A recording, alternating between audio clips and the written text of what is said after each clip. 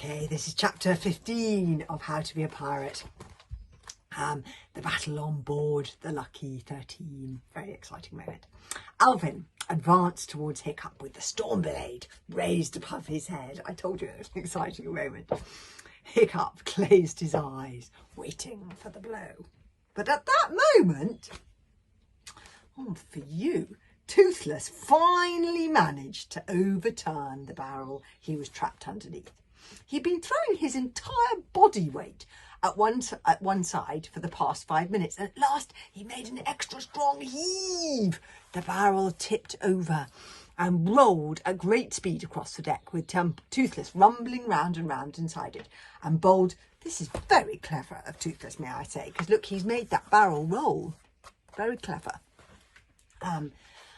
He made an extra long heave. The barrel tipped over and rolled at great speed across the deck, with Toothless rumbling round and round inside it, and it bowled straight into the legs of Alvin the treacherous, who lost his footing and fell over. Alvin gave an ooh of surprise.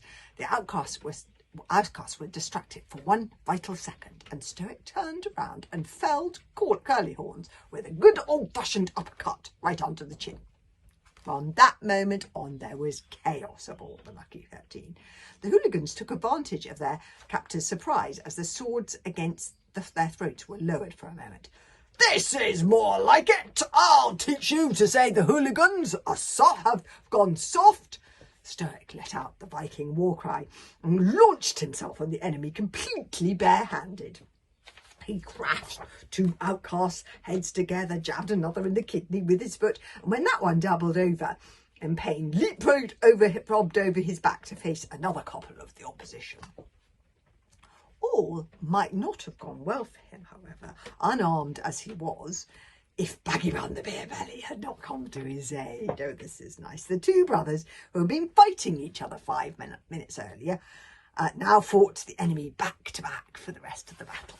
That's nice. The battle on board the Lucky 13 would be a saga that the hooligans would tell their grandchildren and children and grandchildren for many, many years to come. The military prowess of the outcast tribe was legendary throughout the Viking world, but the hooligans were desperate and angry. They were battling for their freedom itself, and so fought more wildly, more fiercely than perhaps they had ever done before or since. No fewer than 20 black stars were awarded to warriors after the battle was over. No wonder that the pirate fighting skills on display on that occasion were a joy to watch.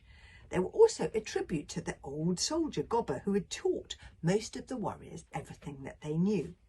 There, on one corner of the deck, was Nobber No Brains, performing the highly skilled manoeuvre known as the Dance of the Axes, in which the pirate rapidly juggles 2 twirling axes from one hand to the other, hypnotising and confusing the enemy before the pirate lunges forward for the fatal blow.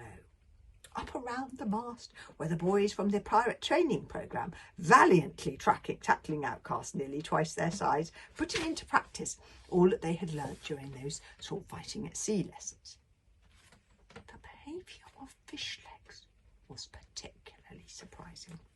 As soon as the battle began, he completely lost control, throwing himself at the enemy, shrieking furiously and whirling his sword around his head like a madman. Vikings call this going berserk, and warriors who do this are revered in Viking society. You could not imagine a more unlikely candidate for being a berserk than Fishlegs, but there we are. These things are never predictable. This is Fishlegs going berserk. I know, it's so unlikely. The outcast stepped out of his way, for berserk is always respected, even if he is only 4'10" with a squint and a limp and no sword fighting skills whatsoever. It has to be admitted, reluctantly, that Snotlout did fight with spectacular brilliance and bravery. I'm sorry, but he did. His quick wrist made the flash cut slip neatly in and out, hither and thither, beautifully performing the Destroyer's defence, the Grimbeard's grapple, the final cut, and many, many more of the subtlest sword-fighting skills. In the space of 5 minutes, no fewer than 3 outcasts lay dead around him, all much larger and heavier than himself. This is a schoolboy record that stands until this day. I would love to say that Hiccup fought similarly splendidly, but but I can't, because it wouldn't be true. Hiccup had dislocated his arm, remember, and he saw the stretcher point lay somewhere on the beach at the Isle of the Scullions. But Hiccup did what he could. With his quick left hand, he picked a key out of Curly Horns's pocket while he fought Gobber the Belch. He used the key to unlock the chains of 4 or 5 hooligans who had already been bound, ready for slavery, who then joined in the fight with the others.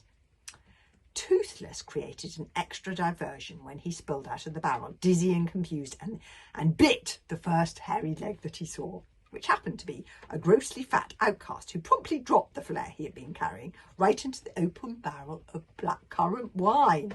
And Thor only knows what was in that blackcurrant wine, but the entire barrel burst into flames. And then the fire raged out of control, the sail burned furiously, and thick black smoke poured over the deck. Everybody started jumping off the Lucky 13 in order to escape the flames. And Stoic belly flopped into the sea and splashed over to the outcast boat, the Hammerhead, where the pitched battle was continuing. As he climbed over the side of the Hammerhead, that's the Hammerhead, that's the ship, he turned back to his son and shouted, "Come on, Hiccup!" "Your father's right," panted Toothless. We should go." Hiccup hesitated. Fish Legs was still on board the Lucky 13. He was in the grip of a berserk trance and was following Alvin, sword in hand, hoping to kill him. Alvin had turned back to fetch the treasure. "Fish Legs!" yelled Hiccup desperately. "We've got to get off the boat!" But Fish Legs couldn't hear him. "Fish Legs!" shouted Hiccup, hesitating some more. "If we don't get off now, we may be too late." It was already too late. There was a mighty creak from above, and the burning mast crashed into the sea. Stoic watched in horror from the deck of the Hammerhead as the Lucky 13 flipped over onto its back, trapping Hiccup, Fish Legs, Alvin and Toothless underneath it as it did so. It then sank before his eyes. And Stoic knew that this particular part of the ocean, despite being so close to the cliffs, was very, very deep, too deep even for lobster pots. "Hiccup!" yelled Stoic in despair. He knew that he would never see his son again. But who could get out of that situation alive? I'll have to read chapter 16 at the bottom of the ocean tomorrow.